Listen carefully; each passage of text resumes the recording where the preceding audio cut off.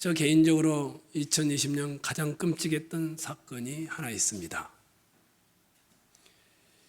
6월 3일에 어느 9살짜리 남자 아동이 심정지 상태로 중환자실에 후송되었습니다.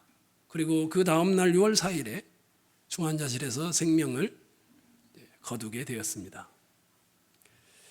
그때까지만 해도 신고했던 엄마를 통하여 되었기 때문에 정확한 경위는 알 수 없었습니다. 하나, 아이가 왜 죽었는지를 국가수를 통하여 검진을 하게 되었습니다. 다발성 장기부전병이라고 합니다.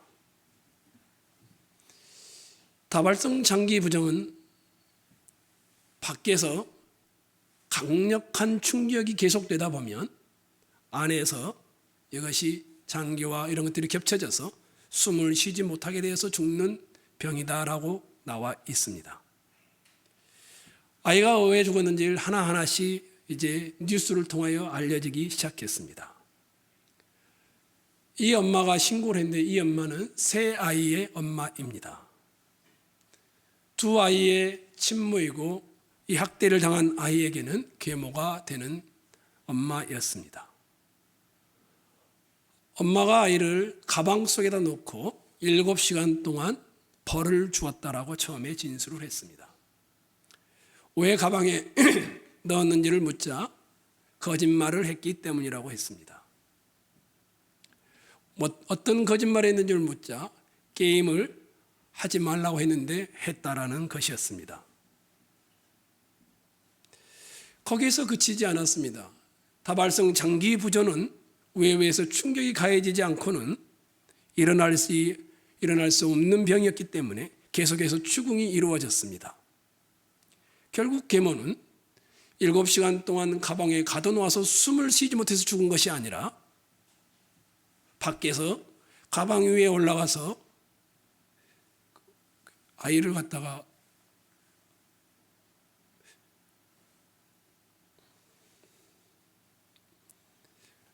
발로 밟고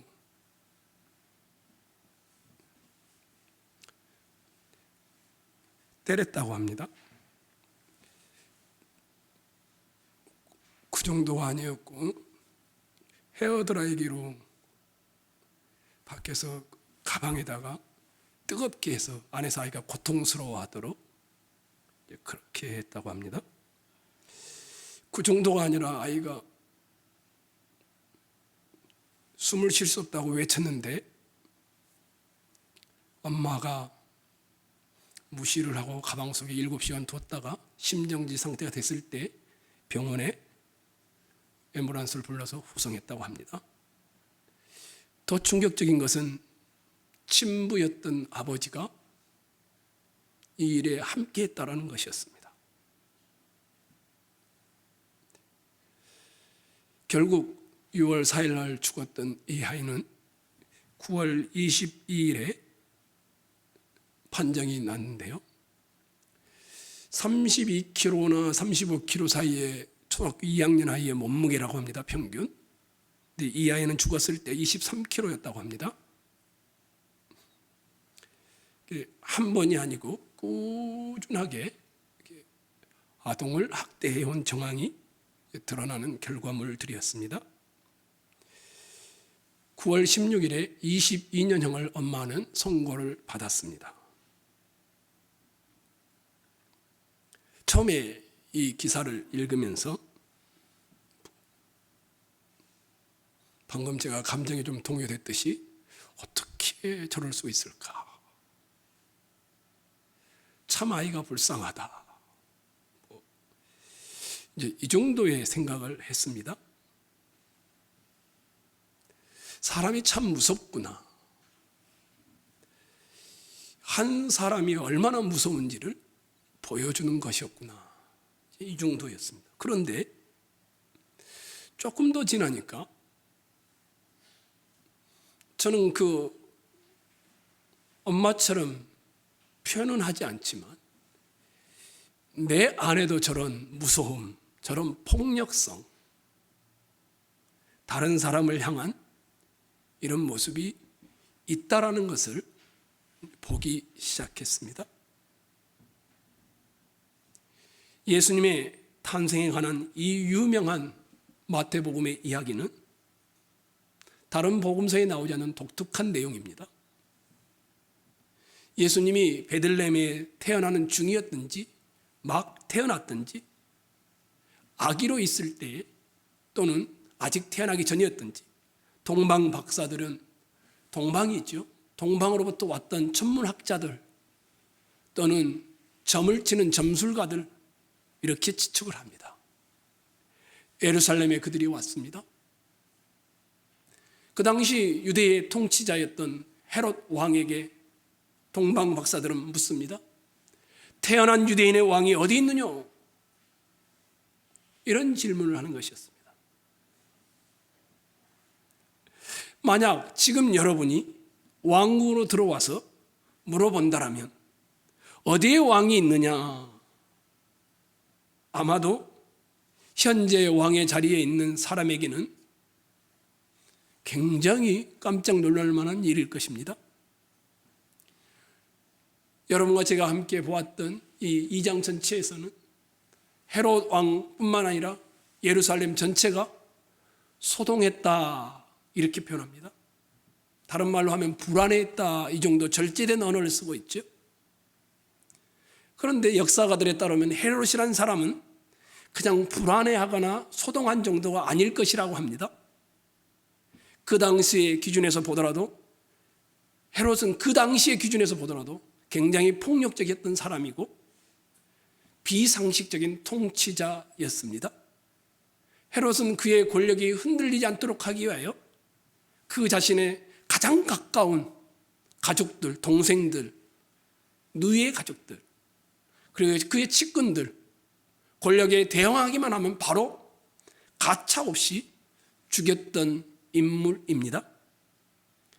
헤롯이 동방 박사들의 태어난 유대인의 왕이 어디 있느냐 이 소리를 들었을 때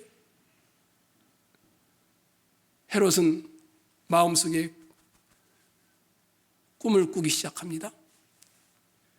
유대의 유명한 학자들을 불러 모읍니다. 그리고는 묻습니다. 메시아가 어디서 태어날 것 같으냐? 성경에 뭐라고 예언되어 있느냐? 그 학자들의 이야기를 듣고는 헤롯은 베들레헴으로 향하여 가는 박사들에게 아주 친절한 목소리로 말합니다. 메시아를 찾거든 나에게 보고해라. 나도 가서 그에게 경배할 것이다. 물론 헤롯은 말은 번지르했지만 그 속은 그 아기를 죽여버리겠다라는 마음을 품고 있었습니다. 동방 박사들이 예수님을 찾아 만나 경배하였지만 꿈에 하나님의 지시를 받고 헤롯에게 어떤 것도 말하지 않고 다른 길로 해서 고국으로 돌아갑니다. 헤롯은 나중에서 동방 박사들에게 속은 줄 알게 되죠. 화가 치밀 대로 치밀해서 그 당시를 기준으로 하여 태어났다라면 아마 2살 미만일 것이다 라고 여겨서 대학살을 저지르기 시작합니다. 베들레헴의 2살 아래의 모든 아기들을 다 죽여버립니다. 그 당시에 베들레헴과 같은 마을들에 있는 아이들 숫자는 학자들에 따르면 최소한 20-30명이고 많게는 100명 정도 될 것이라고 합니다. 그런데 헤롯 당시에 이런 잔혹한 행위는 역사적 기록에는 없지만 아주 보편적인 것이었습니다. 통치 권력자가 자기 권력을 위협하는 자를 가차없이 죽이는 것은 보편적인 행위였다고 합니다. 여기 계신 여러분이 여러분의 자녀들을 빼앗겼다고 생각을 해보십시오. 뿐만 아니라 여러분의 눈앞에서 아무런 죄도 없는데 여러분의 자녀를 죽인다라면 어떨 것 같습니까? 어떤 부모도 비탄에 빠지지 않을 수 없을 것입니다. 분노와 억울함과 상처와 눈물이 번복될 것입니다. 부모만이 아니겠죠. 그 베들레헴 마을 공동체는 어떨 것 같습니까? 무서움, 두려움, 원한, 큰 충격에 휩싸일 것입니다. 만일 하나님께서 요셉에게 나타나 헤롯의 살인에 대해 이야기하지 않았다면 예수님도 집단 학살에 희생되었을 수도 있습니다. 요셉은 마리아와 그들의 유아 아들 예수를 데리고 이집트로 피신해 갑니다. 그 당시 이집트 알렉산드리아 지방에는 정치적으로 헤롯과 대치하던 유대의 난민들이 와서 정착하여 살고 있는 곳이다라고 합니다. 요셉과 그의 가족도 아마도 이곳에 가서 있었을 것이다라고 말을 합니다. 마치 오늘날의 정치적인 이유 때문이든지 전쟁 때문이든지 전쟁과 박해와 억압을 피해온 난민들이 많지 않습니까? 본국을 떠나서 피신해 가 있는 것처럼 말입니다. 그렇게 우리 예수님은 난민이었던 예수님이었죠. 우리 예수님은 호국을 떠나 애굽에 피신해 가야 했던 난민 외국인으로 사셨던 경험이 있습니다. 예수님이 난민이었다 이 말은 여러분과 저에게는 우리 주변에 있는 많은 외국인들과 난민들을 불쌍히 여길 만한 충분한 기준이 되어지는 것입니다. 애굽에 있었는데 헤롯이 죽었다는 소식이 들려옵니다. 요셉은 그의 가족들을 데리고 유대 땅으로 돌아오는데 나사렛이라는 동네에 와서 정착을 하여 살아갑니다. 여기 계신 여러분, 왜 마태는 이런 내용을 마태복음에 넣어서 보존하며 우리에게 이 이야기를 들려주고 있을까요? 여러분과 저는 이 마태복음 2장을 통하여 무엇을 배울 수 있을까요? 마태, 마가, 누가 그리고 요한 복음서를 쓴 사람들은 복음서를 쓰기 전에 그냥 하나님이 알려주니까 썼던 것이 아닙니다. 자료들을 다 가지고 있었고 성령의 감동을 받았을 뿐만 아니라 각자가 자료들 중에 선택하여서 내용들과 재료들을 가지고 그들은 썼다라는 사실을 여러분들이 기억하셔야 합니다. 그래서 마태복음의 저자는 왜 이런 것을 기록했을까? 첫 번째 여러분이 아셔야 될 내용은 실제로 이런 일이 일어났다라는 사실입니다. 역사적인 사실이라고 합니다. 뿐만 아니라 거기에는 마태라는 사람은 예수님이 누구인지를 하나님의 계시를 보여주고자 하여 독특한 기록문을 남겼다라는 것입니다. 예수님이 실제로 누구인지, 그리고 무엇을 위해 이 땅에 오셨는지, 그리고 그의 메시지와 사역은 무엇이었는지를 계시하는 것이었습니다. 다시 한번 물어볼까요? 이 성탄절에 그리고 예수님 자신에 대하여 마태는 무엇을 보여주고 싶었을까요? 다른 복음서에는 나오지 않습니다. 마태복음에 이 독특한 내용을 넣어서 보존하는 이유는 뭘까요? 마태복음 2장 여러분과 제가 다 낭송도 했고 읽었으니 이 본문에 등장하는 단어들을 한번 추려볼까요?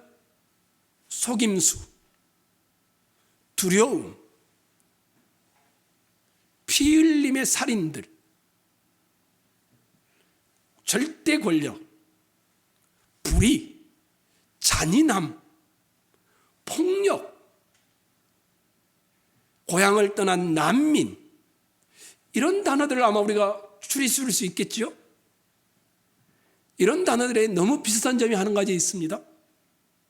그것은 뭡니까? 우리 곁에, 우리의 세상에 악이 있다라는 사실입니다. 우리가 이런 악이 어디로부터 오는 걸까요? 오늘 본문에 나오는 헤롯은 불의한 지배자였고, 헤롯은 그의 권력을 남용하는 자였고, 죄 없는 아기들을 살육하는 살인자였습니다. 성경의 큰 주제 중 하나는 하나님은 가난한 자를, 억압하는 자들을 굉장히 절대 권력을 싫어한다라는 것입니다. 그래서 어쩌면 우리는 부자들과 권세자들과 가진 자들로부터 이런 악이 도래했다라고 말하는지도 모릅니다. 사회 구조적인 문제다, 구조악의 문제다, 부의 분배의 문제다, 이렇게 말하는지도 모르겠습니다. 그러나 성경에서는 그렇게 보고 있지 않습니다. 도대체 이런 악이 어디서부터 왔는가? 모든 인간의 마음으로부터 출발했다고 합니다. 헤롯 왕의 반응은 이런 점에 대하여 우리 모두의 모습을 그대로 보여주고 있습니다. 여러분이 만일 왕이 되어 예루살렘을 통치하고 있는데 누군가가 와서 내가 왕이다 와서 이렇게 말한다면 그때 여러분은 어떻게 하시겠습니까? 오, 환영합니다. 받아들이겠습니까? 유일하게 절대 권력의 자리에는 한 사람만 앉을 수 있는데 예수님은 그 절대적 왕 하나님을 선포하며 우리에게 왔는데, 예수님은 만약 누구든지 나에게 오면서 아버지와 어머니와 자녀와 자녀들, 형제들과 자매들, 심지어 그들 자신의 목숨을 싫어하지 않는다라면 그런 사람은 나의 제자가 될 수 없다라고 하시지 않았습니까? 이게 무슨 말입니까? 너의 왕이 지금 최고의 자리에 앉아있는 너의 왕이 누구인지를 묻고 있는 질문인 것입니다. 이것은 문자적으로 가족들을 싫어하라는 말이 아니라 누가 최고의 왕이냐, 이것을 묻고 있는 것입니다. 예루살렘에 누군가가 와서 내가 왕이다 라고 말하면 절대 권력을 가진 사람은 자기의 왕 자리를 놓지 않고 왕이라 칭하는 사람을 죽이려고 할 것입니다. 로마서 8장에 이런 말씀이 있습니다. 육신의 생각은 하나님과 원수가 되나니 이는 하나님의 법에 굴복하지 아니할 뿐 아니라 할 수도 없음이라. 육신에 있는 자들은 하나님을 기쁘시게 할 수 없느니라. 사도 바울이 말하고 있는 것은 사람의 본성의 상태에 대하여 말하고 있는 것입니다. 사람의 본성은 하나님을 향하여 증오와 미움이 있다라는 것입니다. 그래서 하나님의 법에 순복하지 않을 뿐만 아니라 순복하여 따를 수도 없다. 이게 사람의 마음이다라고, 본성이다라고 설명을 합니다. 사실 여기 앉아 계신 여러분들은 겉으로 보기에는 정말 멋져 보이는 분들입니다. 아름다워 보이고 나이스하고 협력할 수 있을 것 같고 말도 하실 때 고상하시고 친절하시고, 그러나 세상은, 그리고 성경은 우리에게 다른 이야기를 합니다. 세상의 악은 궁극적으로는 자기 중심성입니다. 자기 의로움입니다. 모든 인간의 마음에 있는 자기 몰두에서 기인하는 것으로 보고 있습니다. 각 사람은 온 세상이 자기를 위해 존재하기를 간절히 원하고 있습니다. 우리는 하나님과 이웃을 사랑하고 섬기지를 원치 않습니다. 우리는 그들이 나를 높여주고 섬겨주기를 원합니다. 모든 사람의 마음을 우리는 지배하기를 원하지 지배받기를 원치 않습니다. 우리는 늘 우리 속에 나에게 적이 되는 사람이 있으면 죽이고자 하는 헤롯이 들어 있습니다. 우리 각자는 우리 자신의 영혼의 리더가 되고 싶어 합니다. 우리는 내 인생의 운명의 주인은 나다라고 여기는 작은 헤롯 왕과 같은 존재들입니다. 로마서는 이것을 분명히 합니다. 3장에 가시면 기록된 바 의인은 없나니 하나도 없으며 깨닫는 자도 없고 하나님을 찾는 자도 없고, 하나님께 당신은 왕입니다 라고 말할 수 있는 사람은 아무도 없다라는 겁니다. 하나님으로부터 도움을 받고 싶어 하지도 않는다라는 겁니다. 로마서 5장에서는 이것을 사람의 본능이라고 말하고 이것이 하나님과 원수가 되었다라고 표현합니다. 심지어 교회를 다니는 또 종교 생활을 하는 이 종교조차도 자기를 왕으로 섬기고 있다고 말합니다. 우리의 대부분은 아니겠지만 우리 중에는 하나님을 자기 손으로 길들이기를 원하는 사람들이 있습니다. 자판기를 누르면 내가 원하는 마실 수 있는 음료가 나오듯이 하나님, 내가 부를 때마다 와서 내 처지와 내 형편을 들어주길 바라는 자판기에 하나님 조종하고 싶어 합니다. 빚을 갚아달라고 애원하면 빚을 갚아주고, 우리가 원하는 것들 달라고 말하면 축복해주는 그런 신을 우리는 종교로 선택하여 섬기려는 경향이 있습니다. 이 모든 것들의 출발은 자기 중심성입니다. 이것은 성탄절에 숨겨진 진리들 중에 하나를 우리에게 가르쳐주고 있습니다. 헤롯을 한번 봐보십시오. 자기의 자리를 지키기 위해 아무 죄 없는 유아들을 거침없이 죽이는 이 헤롯의 모습이 여러분과 저에게 있습니다. 우리의 삶의 자리에서 하나님의 요구들에 대하여 자연스럽게 우리는 거절하고 중호하고 반대편에 섭니다. 우리는 진짜 하나님에 대한 우리의 적대성을 숨겨주는 우리를 닮은 하나님을 내 마음속에 모시고 있기 때문에 하나님이 싫은 것입니다. 유대인의 왕이 어디 있느냐? 이 질문에 여러분과 저에게 똑같이 묻고 있습니다. 당신의 인생의 참된 왕은 누구입니까? 당신의 인생의 참된 왕은 당신 자신이 아닙니까? 이렇게 묻고 있는 것입니다. 우리는 우리의 영광의 보좌를 위해 하나님도 이용하고 종교도 이용할 수 있는 자기가 왕이 된 사람이 아닙니까? 우리는 우리가 얼마나 떳떳하고 의롭고 빳빳한 존재인가를 위하여 하나님을 마음대로 조종하려고 하는 종교성이 강한 자기가 왕인 사람이 아닙니까? 반대편도 있죠. 종교로부터 도망가려고 하는 사람들도 있죠. 무신론자들이 종교로부터 도망가서 무신론자가 되죠. 하나님이 없다라고 큰 소리 치죠. 그러나 그들은 여러분의 왕이 누구입니까? 라고 묻는 물음 앞에 내 왕은 나 자신이다 라고 말하는 자기가 왕이 된 모습을 그렇게 드러내는 것이었습니다. 이 성탄절은 외치고 있습니다. 사랑하는 성도 여러분, 아니 이곳에 있는 여러분, 지금 온라인 송출을 통해 가정에서 예배하고 있는 여러분, 당신의 진짜 왕은 누구입니까? 성탄절은 세상의 왕을 모시고 있는 우리에게 하늘로부터 왕이 오셨다는 것을 증거하는 날입니다. 우리 마음속에는 하나님을 향하여 깊은 적대감이 있습니다.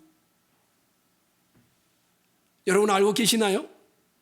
제가 이렇게 말하면 동의하지 않을 분들이 많을 겁니다. 어쩌면 여러분 중에 목사님이 엉뚱한 소리를 하고 있다고 말할 수도 있겠습니다. 만약에 여러분이 그렇게 여기고 있다면 여러분은 여러분 자신을 잘 모르고 있는 겁니다.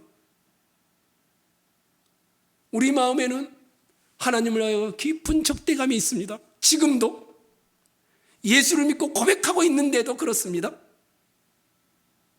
동의하지 않으시나요?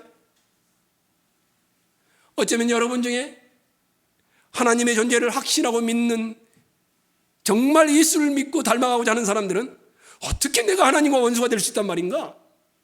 나는 그런 적대감이 없는 것 같아, 이렇게 말하는지도 모르겠습니다. 그런데 분명히 말합니다. 사도 바울은 이렇게 말합니다. 로마서 5장에 우리가 예수님을 통하여 죄의 용서함을 받았고 하나님과 화목하게 되었다. 로마서 5장에 나오는 말입니다. 우리는 하나님과 화목하게 되었다. 죄의 용서함을 받았다. 하나님의 사랑을 받은 자들이다. 그런데 로마서 6장에서 8장 바로 가기 전까지 7장까지를 보면 우리 안에 여전히 내재되어 있는 하나님을 향한 분노와 적대감이 있음을 설명해 놓고 있습니다. 우리가 주님이 다시 오시는 그날까지는, 영화롭게 될 때까지는, 우리의 완벽한 몸과 완벽한 영혼을 얻을 때까지는 우리가 이 싸움을 우리 안에서 계속하고 있다라고 로마서 6장 7장은 말하고 있습니다. 한번 예를 들어 볼까요? 그렇게 잘 신앙생활 하고 싶은데 잘 되지 않지 않습니까? 왜 우리가 기도하기를 원하는데 그렇게 어렵게 생각될까요? 왜 우리는 가장 영광스러운 분에게 집중하는 것을 어렵게 생각할까요? 왜 우리는 예배를 중심으로 해 살지 못할까요? 하나님이 우리에게 기도에 응답해 주실 때, 우리의 처지를 돌봐주실 때 우리가 어떻게 말했습니까? 하나님, 절대 주님의 은혜를 잊지 않겠습니다. 허나 그 기도가 끝나기가 무섭게 이 문 밖을 나가면 잊어버리고 다 자기 중심성으로 살아갑니다.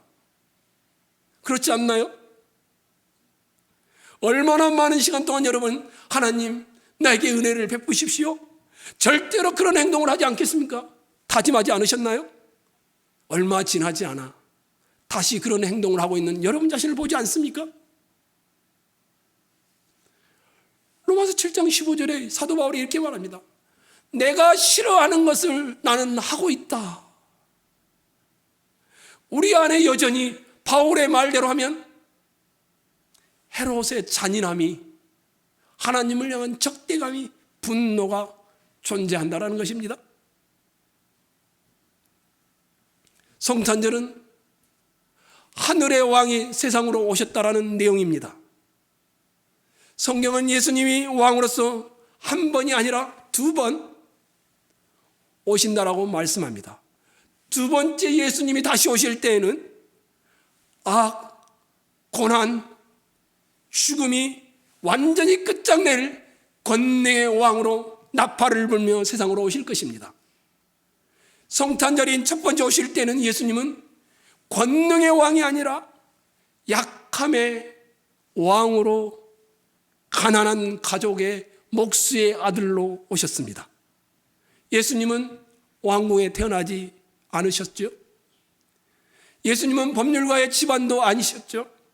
상류층도 아니었습니다. 여러분 이미 다 알고 계시죠? 여러분, 예수님은 어디에 태어났습니까? 하나님이신 예수님은 마국간 여물통 구유에서 우리는 찾아볼 수 있습니다. 그것도 이불 위가 아니죠? 여물통에 뭐가 놓여 있을까요? 지푸라기 위에 누워 있습니다. 예수님은 세상이 기대하는 왕처럼 행동하지 않습니다. 예수님은 학문적인 자격증을 가지고 있지 않았습니다. 예수님은 사회적 위치도 가지고 있지 않았습니다. 요셉과 그의 가족들이 돌아왔을 때 예수님은 왕궁의 권력으로부터 가장 먼 변방이었던 나사렛이라는 지역에 정착했습니다. 예수님은 단순히 구유에서 태어났을 뿐만 아니라 천민들이 사는 나사렛에서 자라나셨습니다. 무엇을 의미하는 것일까요? 여러분 아시죠? 나다나엘이 했던 말 기억하시나요?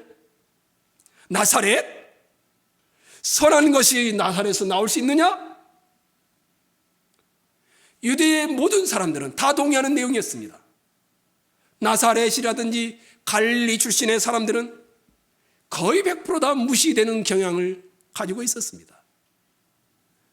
오늘 본문이 우리에게 보여주고 있는 것처럼 하나님은 이 세상의 메시아가 정확하게 애굽에서 나사렛으로 비천한 사람들이 있는 곳에 자라도록 하셨다라고 하고 있습니다. 우리가 알지요? 우리나라도 강남과 강북이 다르지요? 세상은 어떻습니까?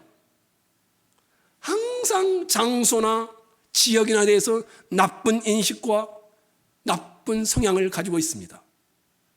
우리는 우리 자신을 정당화하기 위해서 어떻게 합니까? 필사적으로 다른 사람들보다 더 높다라는 칭송을 받기를 원하고 있지요. 만약에 여러분이 나사렛 출신이라면 여러분은 꿈도 꾸지 말아야 됩니다. 상류층이 될 수 없습니다. 만약 여러분이 상류층이 되고자 한다면 나사렛이 아니라 예루살렘, 특별히 서울에 있는 특별한 대학을 나와야만 가능한 것입니다. 서울의 특별한 곳에서 생활해야만 이 한국 사회도 상류층이 될 수 있습니다. 그래서 사람들은 돈을 벌거나 좋은 지위를 얻거나 하면 이 특별한 장소로 다 옮겨갑니다. 세상은 항상 그래왔습니다. 특별한 주어진 신분과 함께 사람은 이 세상에 항상 특별한 곳에 있어야 된다고 생각해 왔습니다. 세상은 어떤 방식을 보이는 사람들, 어떤 학교를 나와서 드러난 사람들, 이런 사람들을 환영하고 그들을 축하했습니다. 세상은 저 시골 끝에 저 나사렛에서 나온 사람을 거들떠 보지도 않습니다. 세상은 고등학교 졸업장도 없는 사람을, 목수의 아들을 쳐다보지도 않습니다.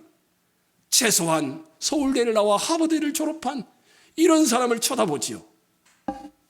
그런데 성경은 어떻습니까? 하나님은 절대로 그렇게 일하지 않는다고 합니다. 뿐만 아니라 하나님은 반대의 방법으로 일하심을 보여줍니다. 세상에서 가장 위대하신 분이 태어났습니다. 어디에 태어났을까요? 짐승의 여물통에 태어났습니다.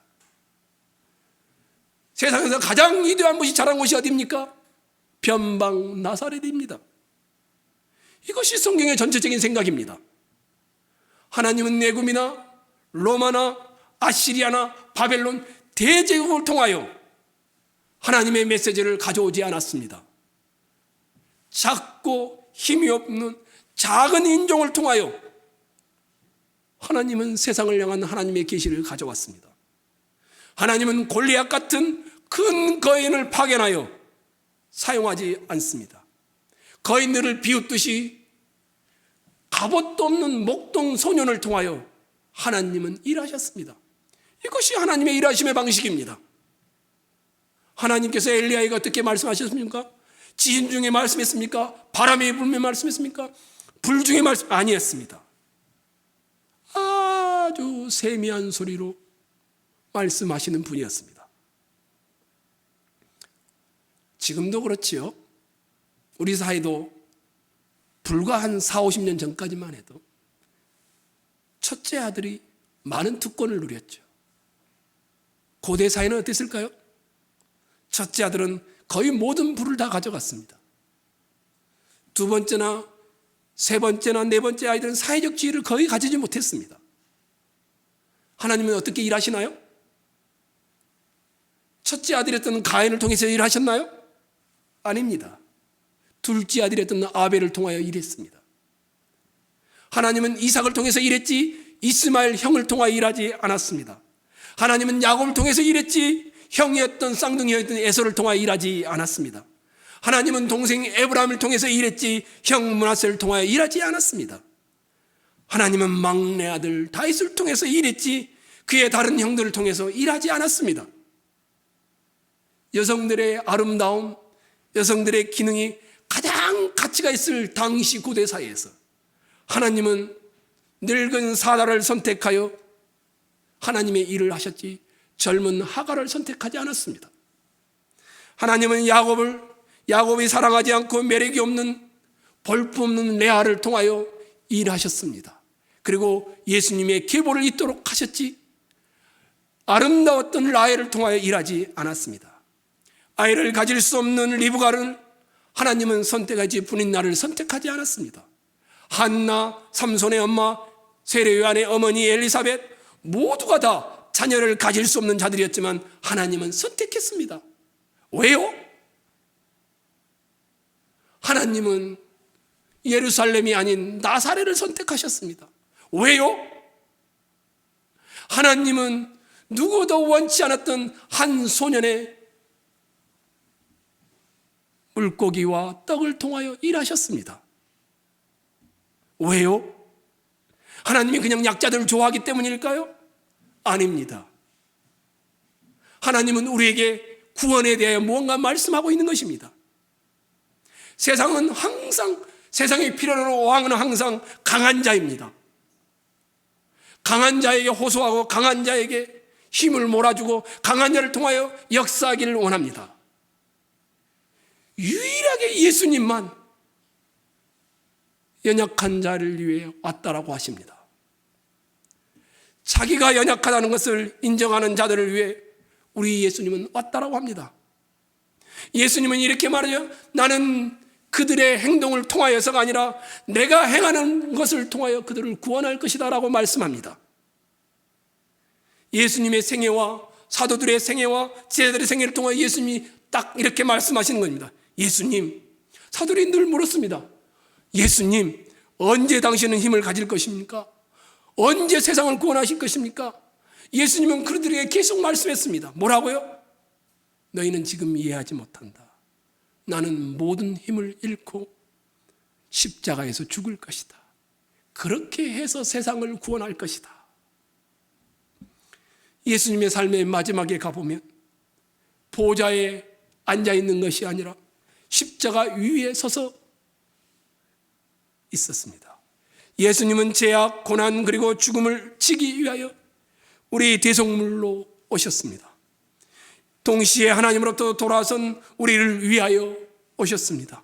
만약 여러분이 예수님을 지금 믿는다라면, 만약 여러분이 예수님을 믿는다라고 고백한다라면 예수님은 그렇게 행하심으로 우리가 하나님과 화해하게 되었다라고 말하고 있습니다. 그래서 예수님이 왕으로 두 번째 오실 때에는 우리의 끝이 아니라 모든 악을 끝내고 여러분과 저를 영광스럽게 할 것이다 라고 말하고 있습니다. 그래서 기독교는 이 땅에 있는 동안에는 가장 연약함이 가장 강함이다라는 이 진리를 붙들고 살아가는 종교입니다. 말이 됩니까? 연약함이 힘이다. 이게 기독교의 정수입니다. 십자가의 내용입니다. 여기에는 우리에게 위로가 있습니다. 여기 앉아 계신 여러분이 누구든지 상관이 없습니다. 여러분이 행했던 것들도 상관하지 않습니다. 여러분이 지옥에 갈 만큼 나쁜 행동을 했어도 상관하지 않습니다.